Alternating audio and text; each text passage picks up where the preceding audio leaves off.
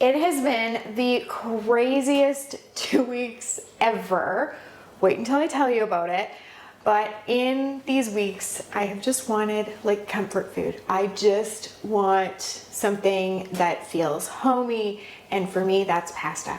And the ironic thing about it is that when we did our last mega session, we pretty much didn't make any pasta. Like we made a sloppy joe's casserole, but because the entire video was all new invented recipes, it just didn't happen. In my mind, I had a few ideas for new recipes, but they seemed like they would be too time consuming for a mega session. So I sort of thought, well, at some point we'll like throw some pastas together, and it didn't happen. And then all these things in my life kind of, you know, a series of unfortunate events, I guess you could say.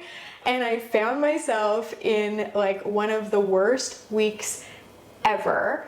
It was a little over a week ago, so I can kind of make light of it now, but at the time, for real, I was drowning, and I was like, yes, I've got freezer meals, and yes, I can easily make dinner, and yes, I'm very thankful that that's one thing that in the midst of all this crisis, I don't have to think about, but I just wanted pasta. So here we are. Today we are making pasta. You'll notice that Christie's not with me today, and that's actually the other part. That's the thing that happened this week that got a little crazy. So Christie actually had a medical crisis earlier this week. That's why she's not here today. I'm gonna tell you all about that in this video. I'm gonna tell you about the crazy, crazy, crazy last week that I had. That is just like, you know, one of those times when you should not ask, like, what else could go wrong? Because then you get the answer. That was last week for me. So I'll tell you about that. We'll chat about it while we're making these meals. But for now, what we're gonna do is we're gonna get some pots of water on the stove so that they can get boiling and we can cook up some pasta. Today we're gonna make some where we pre-cook the pasta and then some where we just make the sauces, so that the day of we're gonna cook the pastas up for those. It's great to have both kinds. I don't exactly have a preference, but some days you don't have time to cook the pasta up, so it's nice to have the ones where the pasta's already cooked.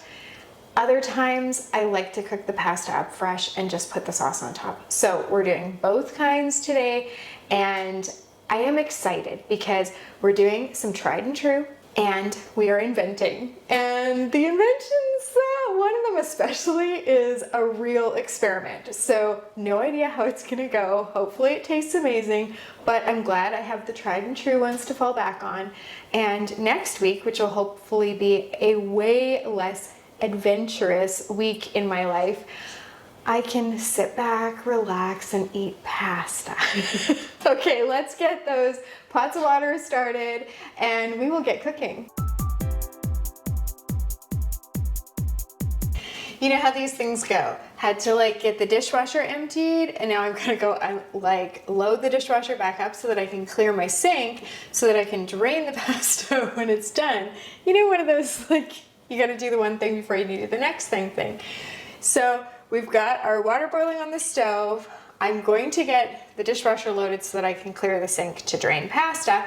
And then we're gonna assemble some of the sauces that don't require pre-cooked pasta. So give me like 5 more seconds. It's gonna feel like nothing for you. The magic of editing. Okay, so I had gone ahead and done some prep yesterday. So browned up the ground beef. We're actually not using ground beef, we're using a Mexican veggie beef, but I still like to brown it up, even though it's technically pre-cooked. I just like the texture better if I brown it up. So that's already done, and then went ahead and cooked up and cubed some chicken. So that's done. Those have been cooling in the fridge overnight, which is great because when you're doing freezer cooking, it's important not to put warm or hot ingredients in the bag because that gives you condensation, it can lead to your freezer burn. So the first thing we're gonna be making is a 1-pot taco spaghetti. Really delicious flavors, but just exactly that like homey, comforting, you know, just good that we're looking for right now. Into our large freezer bag, we're gonna add our Mexican veggie beef that's browned, some minced onion, taco seasoning, and a can of Rotel. Then in a quart-size freezer bag, we're gonna add some shredded cheddar cheese.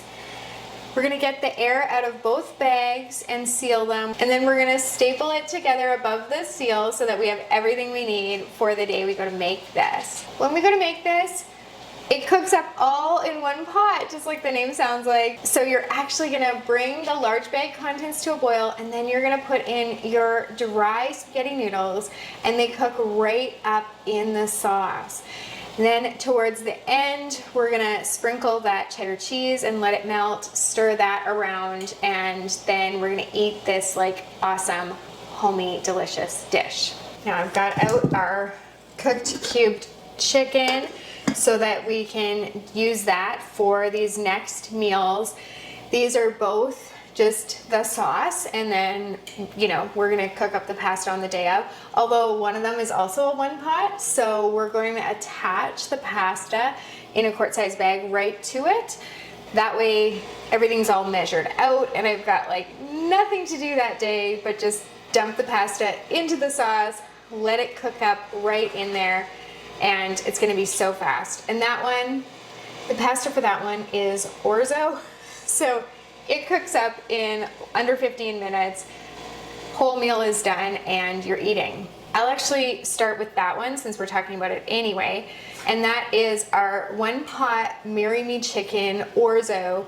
I love it personally, but more importantly, our toddler loves it, and it's Orzo, so I don't have to cut the noodles. So it's just like win, win, win. And since I started making it and realizing that he would eat it, it's been one that I make like again and again and again, and I always miss it if I don't have it in the freezer because it's just so good for in a pinch. We're gonna put some Parmesan cheese in a quart-size bag, and then we're going to put our Orzo pasta, so we're gonna measure that out, just 1 cup of that, and put that in a separate quart-size bag. Set those aside, and then in our large freezer bag, we're gonna put our cooked and cubed chicken, some minced garlic. We just use our garlic from a jar, and then some sliced sun-dried tomatoes, paprika, oregano, pepper, some chicken broth, and heavy cream. We're gonna mix that together in the bag to combine it. We're gonna get as much air as we can out of the bag, because when you're freezer cooking, another thing that can contribute to freezer burn is air. Then we're gonna seal it, and we're gonna staple the bags together above the seal and get those in the freezer, and this will be super, super easy to make up. Before we get to the next recipe, I need to measure out the bow tie pasta because that pot of water is boiling. So you need to measure that out, just need to see how much I need, because that is going in a pesto pasta salad recipe, which I'm excited about because we don't have a lot of pasta salads in our repertoire. We have 2 right now, and so this is a new recipe that I'm trying. So if it's good, then we can have 3, which I know is still not a lot.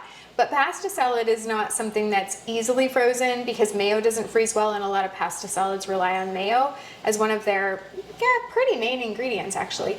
So this one does not have mayo in it, and we're just gonna see how it goes. So I'm gonna measure that out, get that started, and then we will put together the next pasta sauce together. Hold on.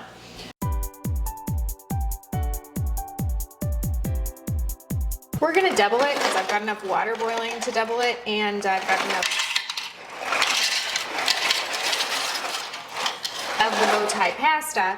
And if you're gonna be doing the work, you might as well double it and get more bang for your buck. So we're just gonna go ahead and double it. Now, usually on brand new recipes, I don't necessarily double them because you've never tried them before, you don't know if they're gonna be good or not, so I am taking a tiny, tiny risk here, but we're gonna go ahead and try it. So for pasta, when you're making it for a freezer meal, what you wanna do is you wanna undercook it by about 2 minutes according to the package directions. That way, when you go to reheat it, it doesn't go mushy on you. I know that a lot of people complain that freezer meals can be mushy, and this is one of the tricks to make sure that you get the right texture. However, because this one that I'm working on right this second is a pasta salad and it's not going to be reheated, it's going to be served cold. For this one, we are actually going to listen to the package. We're going to cook it for the amount of time that you're supposed to cook it for, because that is going to be the texture that it stays. So that is a very important tip. And if you walk away from this video knowing nothing else, I hope that you remember that when you're cooking pastas up ahead, you do want to go ahead and undercook them to get the right texture. So this next recipe that we're going to put together is another sauce, one of my all-time favorites. Not just my favorite pasta, it's like one of my all-time favorite freezer meals. So if you've been around the channel before, you've heard me talk about the chicken in a mango cream sauce. You can find the recipe for that and for the actually for all the recipes we've done so far in the description down below. So for this, into our large freezer bag, we're gonna add our cooked and cubed chicken breasts, some thinly sliced purple onion.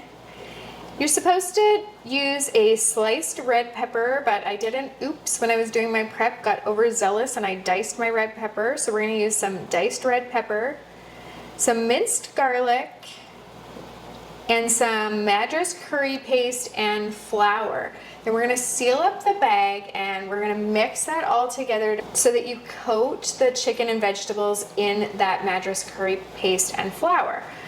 Then we're gonna open the bag back up and we're gonna add in some chicken broth, mango juice, mango chutney, evaporated milk, and red pepper flakes. And we're going to mix that around in the bag again. We're going to get as much air as we can out of there. We're gonna seal it and get that one into the freezer. On the day you go to make this, you just heat it in the skillet. It doesn't take long at all to heat up because your chicken is already cooked. And then in the meantime, you're gonna cook some long noodles. We usually do spaghetti in a pot. You're gonna drain the noodles. You're gonna serve this over your spaghetti or noodles of your choice. And I like to sprinkle mine with some Parmesan cheese and red pepper flakes. At the beginning of this video, I told you that Christy couldn't be with us here today because she had a bit of a medical emergency earlier this week. She did let me know that it's okay if I pass along to you guys her regrets about not being here, but also to explain what actually happened to Christy. So she actually had a retinal tear on the weekend. Didn't realize what it was until Monday morning. Really scary experience for her. She did have to have laser surgery, and actually she's gonna have to have laser surgery on the other eye because the same thing is gonna happen on that eye, it looks like. So they're not gonna wait until it happens, don't worry. They're gonna do the surgery first, but they are just gonna let the one eye heal first, and then they're gonna do the other eye in the next week or two. So I'm going to let her share more about that experience with you when she gets back. But if you're the praying type, pray for full healing for her eye and for her other eye coming up. And yeah, it just was one of those things that obviously you can't predict something like that happening, and especially at her age, it's just a crazy thing to happen. It's not something you expect at all. She is resting. I know that one of the texts she sent me this week was how much she was appreciating having freezer meals and not having to think about that. And we appreciate it all the time, but when we're having really crazy busy weeks or when we have these emergencies happen, then we fully appreciate it. And it sort of drives the point home of why we share with you guys how to do this, so that you can also have these meals made ahead for when you have emergencies or when you have things happen, or that you can gift them to people who are in the middle of a crisis. So I'm gonna stir the pasta one more time, and then we're gonna make another meal together. Give me a second. I've got another pot of water boiling, so we're gonna add the macaroni So we're gonna add macaroni noodles to that pot. For the macaroni, we are going to undercook it, so I've set the timer for just a little bit under what the package called for. I dumped a whole whack of macaroni noodles in there because those are gonna help us with some of the experiments that I have in mind today. And so I don't wanna have a shortage of noodles. And with whatever I've got left over, I can serve it with one of these sauces that we're making here today, or my kids are always up for pasta, so I'm not worried about having too much, I'm worried about having too little. I don't really have time to start making another recipe because the timer on these pastas is gonna go, so I might as well start to tell you about the crazy week that I had last week. And I know I was saying that's why I was like wanting the pasta, the comfort food.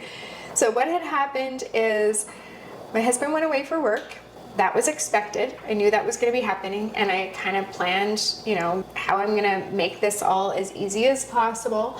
One of my older sons and his girlfriend came one night to help with their toddler, and I had, you know, was going to work a little less, and those kinds of things that you just plan and prepare.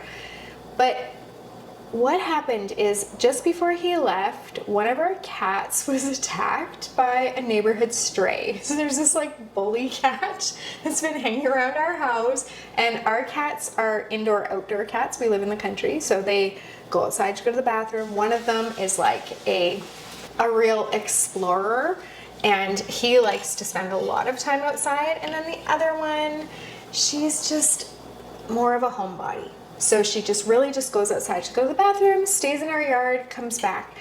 Unfortunately, it was our homebody, not our like feisty fighter, that got attacked. My husband had to get a ladder and go and retrieve her from a tree where she had gone to hide or to get away. It was really sad. It was like in broad daylight, the middle of the day, and this happened to her. So she was attacked quite badly. It was not a good scene. And then over the course of the weekend before my husband left, she actually started to get an infection. So the first day my husband is gone, I'm having to make a decision about if we're gonna pay for this. Hold on.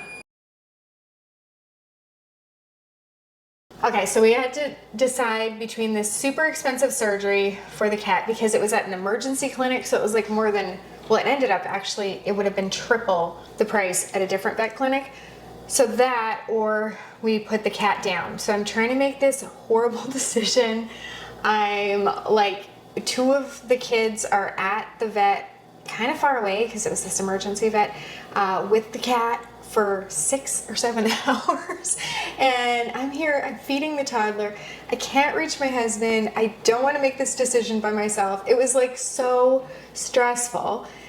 In the end, the kids brought the cat home on painkillers. We'd been giving the cat antibiotics for days. We had seen a vet prior, but at this point, like, the cat's gonna need surgery or need to be put down. So that was kind of craziness. The cat was needing medication 4 times a day, 3 different kinds of medication. So there's like a liquid, eye drops, a pill, like, so we're trying to do this. I'm gonna jump ahead and tell you that we saved the cat. We decided to pay for the surgery. 2 days later, the cat had surgery.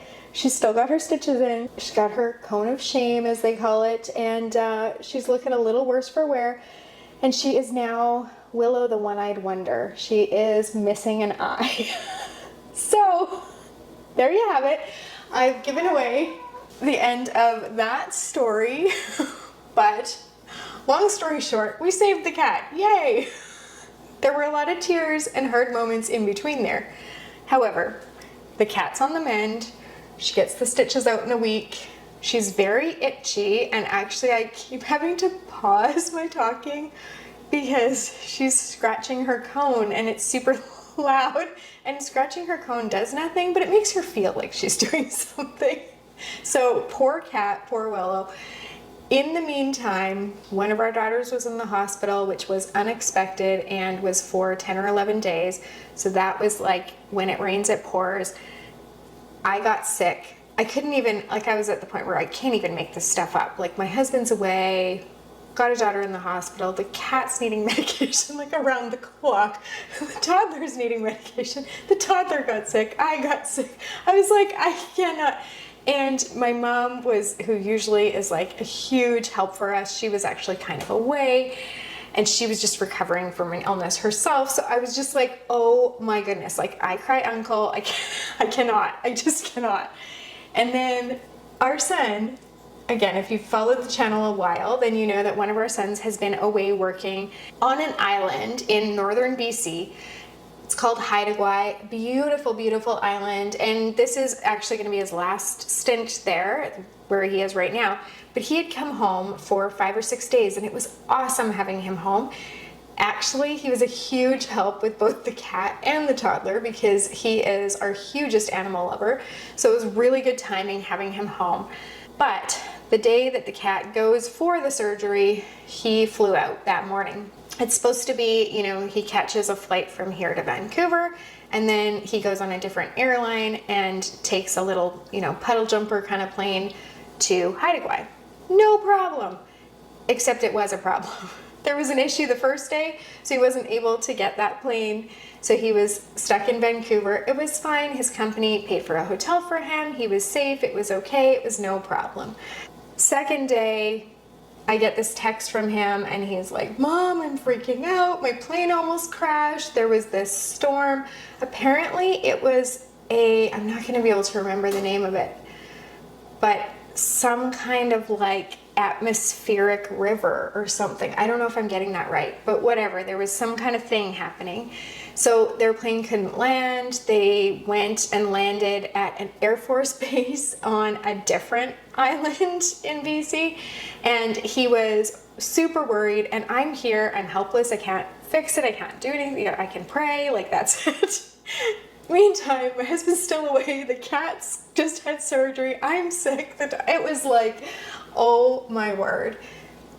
Spoiler alert, that story ends beautifully too. Third day, he was able to get there. And in the meantime, I had to laugh because he's also our foodie and his company paid for his dinner that night that he was also stuck in Vancouver. And he went and tried duck. He was like, sent us pictures of duck and he's like, I have a new favorite food. He apparently loves duck. So there you have it. He's good, he's safe, he's enjoying his time and he's working there and he'll be back in a few weeks. So everybody is like where they're supposed to be. My husband's back. I'm not by myself doing all of the things anymore, but it was a crazy, crazy week. And like 2 days later, Christie texted me and said, so I've got this problem with my eye and I don't really know what's going on, but anyway, so it has just been nuts here over at Freezer Meals 101. But things are calming down, things are getting back to normal, and next week I'm sure they will be lovely. Christie will be able to see normally again, and I'll let her tell you all about her adventures because she has had some in this time too. So now we've got our macaroni cooked, we've got our bow tie pasta cooked. I do want to allow them to cool for a little bit. So in the meantime, we are going to make Tex Mex lasagna together. I have been craving this one. This is actually what got the pasta wheels turning. Christie and I did a video not too long ago about casseroles. I'm gonna pop the link to that video up there. And in that video, we told you how to make this, but we didn't actually make it that day.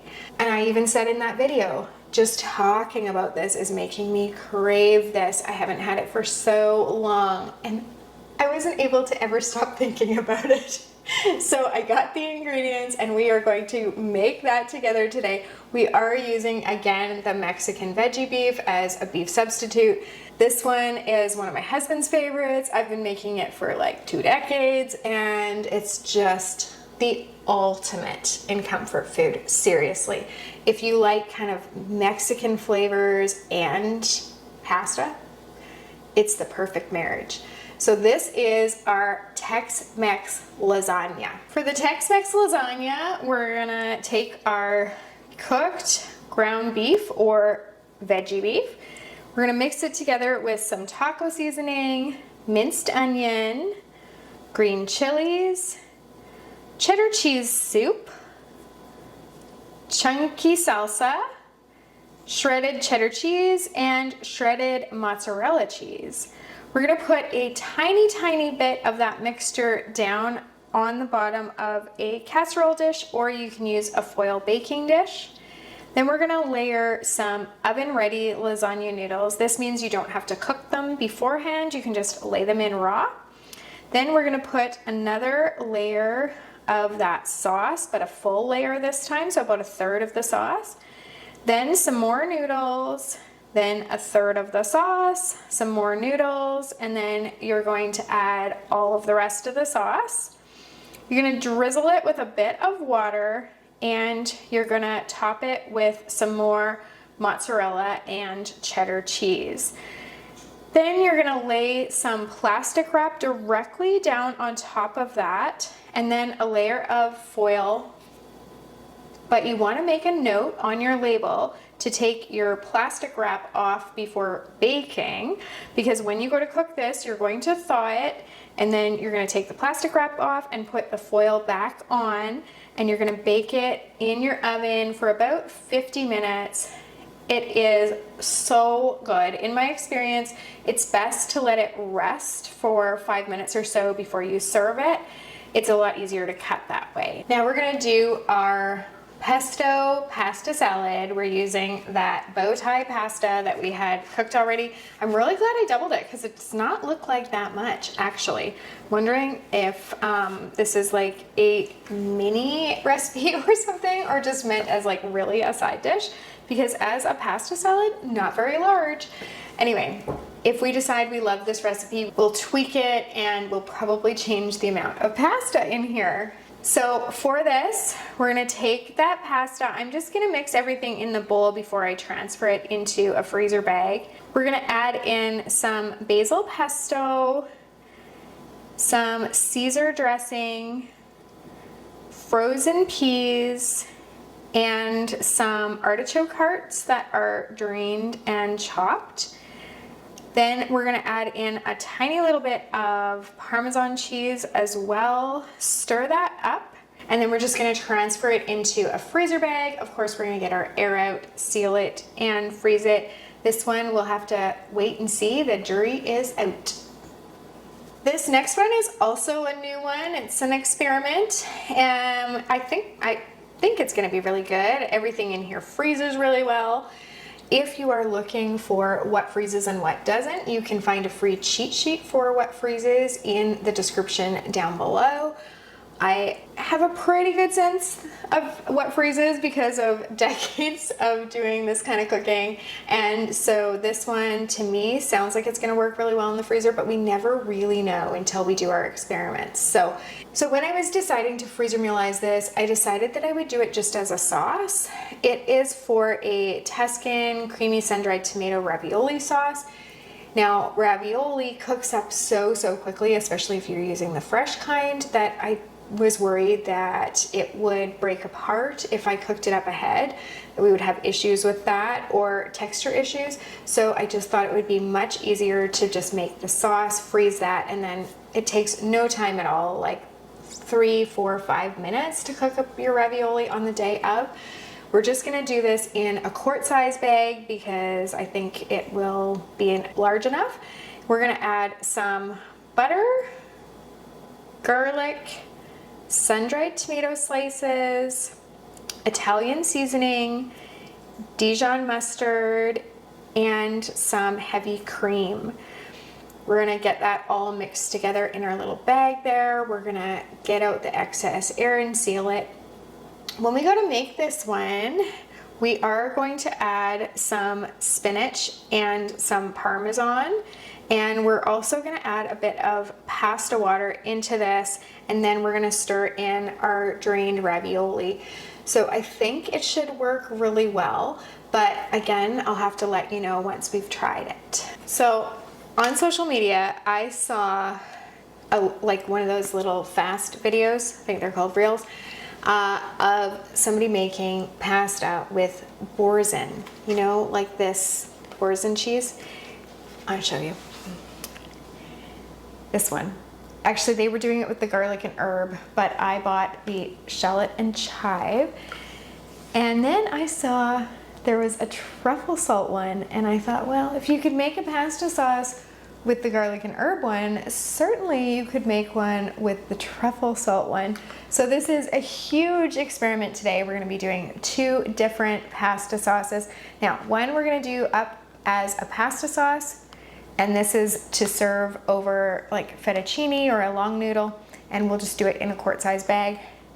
The other one, we're gonna make kind of a mac and cheese with regular cheese and just the way that you would make regular mac and cheese, but we're gonna add in this Boursin truffle salt. I think it's gonna make like a truffle mac and cheese. I don't see why not, but again, huge experiment. So this one we're gonna actually make up with some of that macaroni that we made. We're also gonna make some plain mac and cheese. So oh my goodness, we are trying weird, fun things today, and that always makes me excited. So for the Boursin pasta sauce, we're just gonna add in some butter, minced garlic, heavy cream, the Boursin cheese, salt, and pepper. Hopefully, if I heat this up over low heat, it will do its thing after it's been in the freezer for a bit. And then I can serve it over fettuccine with some, of course, Parmesan cheese and red pepper flakes. All right, this next one is a Pomodoro sauce. So we need the blender. Now I like to make this in quart-size bags, and I actually love having this one for lunches for myself. So I portion it out, even like one recipe, I will split it into 2 or 3 bags. Then they're smaller, and I can just, again, just heat it for myself for a really quick lunch, because I mean, it's Pomodoro sauce. It's delicious. For this, you use cans of San Marzano tomatoes, which we used to only be able to get at a specialty store, but now our local grocery store has started to carry them. So it's even handier for me to make this. We're gonna use fresh basil, our garlic. This is one of those recipes with really, really simple ingredients, and then it just comes together and makes something amazing.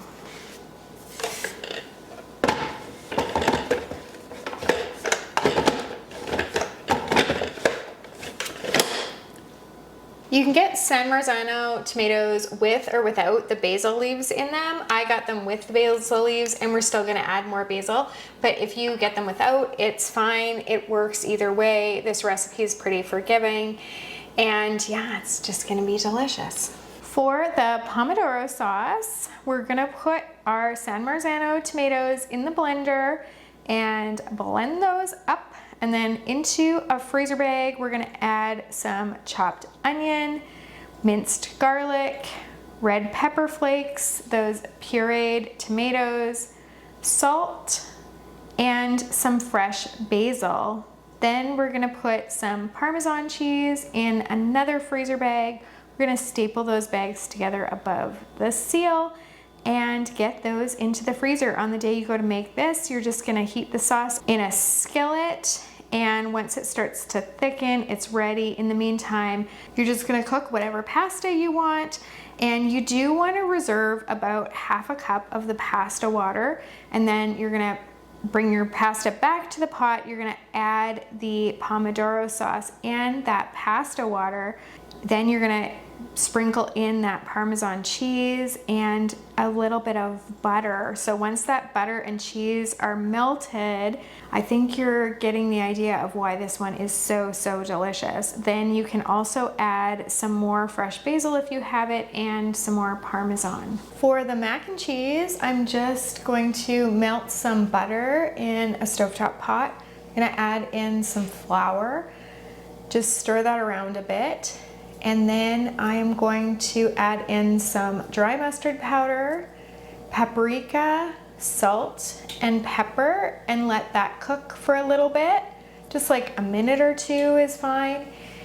Then I'm gonna stir in some heavy cream and some milk. I'm gonna whisk that, and allow that to cook on a low heat or medium low until it starts to thicken a bit. Then we're gonna add in some cheese. Today I am feeling like I would like something spicy, and so we're going to use a jalapeno jack cheese. My favorite actually for mac and cheese is a combination of applewood smoked cheddar and a few other cheeses, whatever I have on hand, but I don't have applewood smoked cheddar today, so we're gonna be using just what we have, which is the jalapeno jack. And then I'm gonna stir that in. Then in our casserole dish, I decided that instead of making individual portions of this one, although it works really, really well for individual portions, I'm gonna make a large family size one. So in a foil tray, I'm gonna put some of our macaroni noodles, pour some of the sauce on there, and then I'm actually gonna do a layer of a habanero cheese that I have. So I'm gonna grate that, add a layer of that, and then some more of the mac and cheese and cheese sauce. Then I will top it with some more of the grated habanero cheese, and just, you can mix that in or you can leave it in the layers. It doesn't really matter. This is gonna all end up getting mixed together in the end. And then you're gonna put some plastic wrap on there and foil and get it in the freezer. On the day you go to make it, you of course want to remove the plastic wrap before you bake it.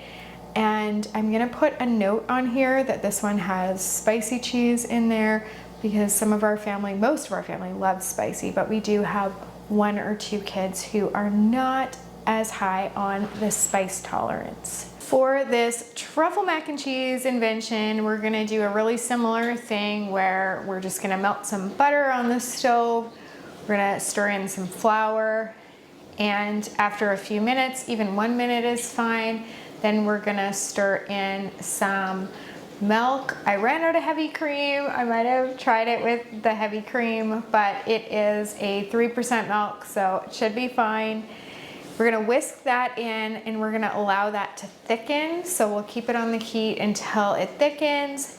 Then we're gonna stir in some cheddar cheese. Now, I would love to say that it is an aged white cheddar, but I don't have any white cheddar. It would look so much better if it was a white cheddar, but we're using what we have. So from the Tex Mex Lasagna, I will have some extra cheddar cheese. So we're just using plain cheddar cheese here. We're gonna stir in that truffle Boursin. For this one, not as many people in my family like the taste of truffle compared to they love the spicy. So what I'm gonna do is make little individual sizes of this. So in a bowl, I'm gonna stir together that mac and cheese with the sauce, and then we'll put it into these individual containers and get those in the freezer. So I had a whole bunch of that truffle mac and cheese sauce left over, so I cooked up some more macaroni noodles and stirred it into those noodles along with, I had half a can of diced tomatoes left from a different recipe, and I didn't want that to go to waste either. So now we've used up absolutely everything and even gotten ourselves a bonus meal. So we'll see how this invention turns out, but I'm really glad that nothing went to waste today. My kitchen is a disaster. I'm just gonna show you a little bit behind the scenes here so that you can see that when you're making this many meals at one time, especially if like you're cooking up the pasta and draining the pasta and all of that, it does not look as good as it looks on the video. We're almost done here, but it looks like a tornado hit my kitchen. I do have the dishwasher running for the second or third time today. And I know that I'm gonna have to run the dishwasher at least one more time, but at least I've got it running now. As long as I stay on top of the dishes, it doesn't get too overwhelmed. Oh my goodness, we managed to get so much made. I'm really, really happy with, I wasn't sure when we started today if I was gonna be able to invent as I went, if I'd have time for all of that, but we were able to get even more done that I had planned. So I'm really, really happy with the results. If you love pasta as much as I do and you want us to invent some more pasta recipes and do more videos on pasta make-ahead meals, then let us know in the comments below and I will work on that for you, because that is an easy task for me given how much I love pasta and given how much I love trying new recipes. I have to admit to you that not all of these are going to make it to the freezer. One of them I'm gonna have tonight. I haven't decided which one. Now, it can't be one of the new ones, which I'm really excited to try, because those ones, I do have to get them in the freezer and freeze them for at least a few days before I try making them, so that when I report back, I can tell you like honest feedback with, hey, we froze this, and when we thawed it, it kind of didn't, work as well as we thought, or froze it, thawed it, and it was unbelievable, out of this world, which is what I hope that I'm going to be telling you. But I can make the ones that we've made in the past and that I know for sure freeze well and all of that. So I'm kind of debating between like the Tex Mex Lasagna, which is I've had on my mind for weeks. So that's definitely like high up there, or maybe just like the simple Pomodoro sauce or something like that. I am so tempted to try some of those mac and cheeses, but because they all are new and experiments, I do have to let them do the thing before I can give them a try. So next week, I have a feeling I'm gonna be eating a lot of pasta. My family loves it too, so there won't be a whole lot of complaints. Thank you for keeping me company today. Thank you for doing this with me. It's a lot more fun when I'm cooking alongside with you. If you have any questions, let me know in the comments below, and happy cooking.